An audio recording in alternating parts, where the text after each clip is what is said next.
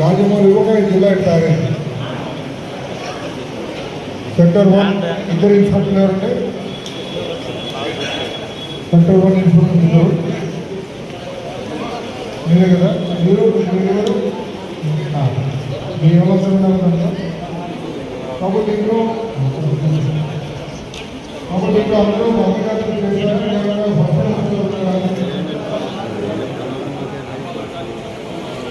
చేసి ఆ ప్రొఫెషన్తో పాటు వస్తారు.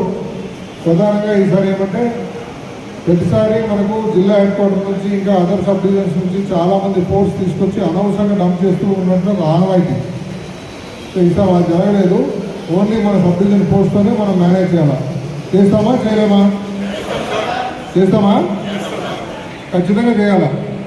20,000 మంది అంటే చాలా తక్కువ. అంత చిన్న గ్యాదరింగ్ కూడా మనం కంట్రోల్ చేయలేకపోతే ఒక సబ్ డివిజన్ ఫోర్సు మనకు జిల్లా ఫోర్స్ మొత్తం ఇచ్చినా కూడా వేస్టేజ్. ఫోర్స్ ఎంత ఎక్కువ వస్తే అంత మిస్యూజ్ అవుతుంది, ఎవడో కనపడ్డాడు. ఆ రోడ్ నెంబర్ పోస్టింగ్ ఇచ్చినాడు ఇంకా వాడి పాయింట్ అయిపోయిన నుంచి ప్రొఫెషన్ దాటిపోతే వాడు వెళ్ళిపోతాడు. సో అట్లా కాదు, ప్రధానంగా ప్రొఫెషన్ నెంబరే రో పార్టీస్ ఫ్రంట్లో పెట్టాము, రైటు లెఫ్ట్ రియర్ సైడు మొత్తం పెట్టాము. వాళ్ళు ఒక సెక్టర్గా వస్తారు.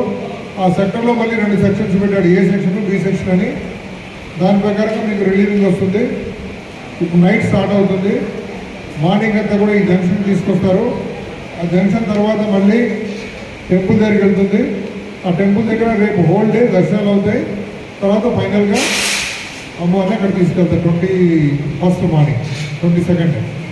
సో ఇంతే కదా మెయిన్ టెంపుల్ యొక్క గంగమ్మ జాతర మొత్తం ఏంటుంది. టెంపుల్ నుంచి స్టార్ట్ అయ్యి ఇక్కడికి వచ్చి నైట్ ఇక్కడ రావడమే ఈ స్టెచ్ కొంచెం లేట్ అవుతుంది.